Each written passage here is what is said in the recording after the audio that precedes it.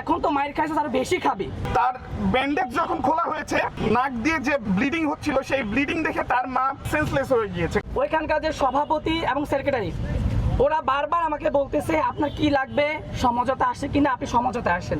তা আমি বললাম যে ভাই, আপনি একজন গণমাধ্যম কর্মীর গায়ে হাত তুলেছেন, আপনি সমঝোতা কেন চাচ্ছেন? আমি আপনার বিচার চাই। এই কথা বলার সাথে সাথে আমাকে বলতেছে সেক্রেটারি যে লোকটা, তো এখন তো মায়ের খাইছে আরো বেশি খাবি, এভাবে কথা বলতেছে। তো জাস্ট ওরা একটা মব ক্রিয়েট করে পরবর্তীতে যে সাংবাদিকরা গিয়েছে তাদেরকে মারধর করেছে। এখানে আইন শৃঙ্খলা বাহিনী দাঁড়াই ছিল। আমি বারবার বললাম যে আমরা এবং আইন শৃঙ্খলা বাহিনী যারা আছেন তারা আমরা একে অপরের পরিপূরক, আমাদেরকে সহযোগিতা করুন। যথেষ্ট পরিমাণ সহযোগিতা করেছে এটা সত্য, কিন্তু তারা যদি আরেকটু ভালোভাবে ব্যবস্থা নিত তাহলে সর্বশেষ যে ভাইদেরকে আহত করেছে তারা কিন্তু ওখানে আহত হইতো না। তো পরিশেষে একটা কথাই বলবো যে গণমাধ্যম কর্মী যারা আছেন তারা কিন্তু সত্য প্রকাশে সবসময় নিজেকে নিয়োজিত রাখেন।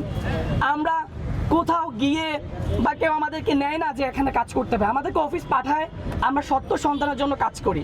এখন আমাদেরকে যদি মারধর করা হয় বা আমাদেরকে যদি বন্ধ করে দিতে হয় তাহলে বন্ধ করে দেওয়া হোক, যে সাংবাদিকতার করার দরকার নাই, বাংলাদেশে সাংবাদিক থাকবে না, যেহেতু আমরা সত্য প্রকাশ করতেই পারবো না, সেক্ষেত্রে তো দরকার নাই। কিন্তু আমাদেরকে নিবে, আমরা সেখানে কাজ করব, অফিস অ্যাসাইনমেন্ট দিবে, তারপরে আবার আমাদেরকে মারধর করবে। কিন্তু আমরা যার মারফতে, যে সড়ক পরিবহন মন্ত্রী ছিলেন তিনি নাকি কিছুই জানেন না, অথচ আমার এক ভাই তার মা মারা গিয়েছেন। তো আজকে যদি মন্ত্রীর সাথে ঘটনা ঘটতো তাহলে মন্ত্রী কি করতেন, আমি ওনার কাছে প্রশ্ন রাখলাম। কর্মী যিনি গোলাম কিবরিয়া ভাই, যার নাক ভেঙে গিয়েছে, তার ব্যান্ডেজ যখন খোলা হয়েছে তখন তার নাক দিয়ে যে ব্লিডিং হচ্ছিল, সেই ব্লিডিং দেখে তার মা অসুস্থ হয়ে পড়েছে, সেন্সলেস হয়ে গিয়েছে, কারণ তার নাকি হৃদরোগের একটি সমস্যা ছিল। এরপরে চিকিৎসাধীন অবস্থায় তার মা হাসপাতালেই মারা যান। এই মৃত্যুর দায়টা কে নেবে? এই মৃত্যুর দায় কি আমার? এই মৃত্যুর দায় কি সরকারের না? এই মৃত্যুর দায় কি যারা এই সিস্টেমটা চালাচ্ছে তাদের না? এই সিস্টেমের মার পেছে আমরা আর কত পড়বো? আমরা সাংবাদিক, আমরা কলম দিয়ে লিখি, আমরা যদি কলম রেখে তলোয়ার ধরি তাহলে কি আমাদের সেটা শোভা পাবে? এই বিচার, এই জিনিসের বিচার নিতে কি আমাদের কলম ছেড়ে তলোয়ার ধরতে হবে? আমরা তলোয়ার তো ধরতে পারবো না, আমাদের তো কলম দিয়েই কাজ করতে হবে।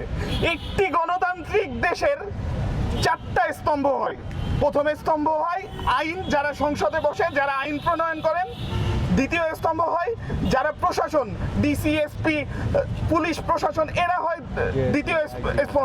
দ্বিতীয় স্তম্ভ। তৃতীয় স্তম্ভ হয় বিচার বিভাগ, যারা আদালতে বসে বিচার করেন। আর চতুর্থ স্তম্ভ হয় আমাদের মতো গণমাধ্যম কর্মী, যারা এখন এই বাংলাদেশে ফুটবলের মতো মার খাচ্ছে।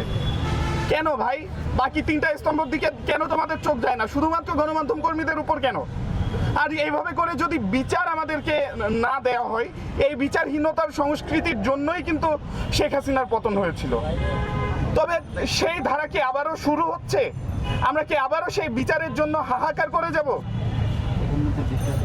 আমি জনাব তারেক রহমানের এই বিষয়ে দৃষ্টি আকর্ষণ করছি।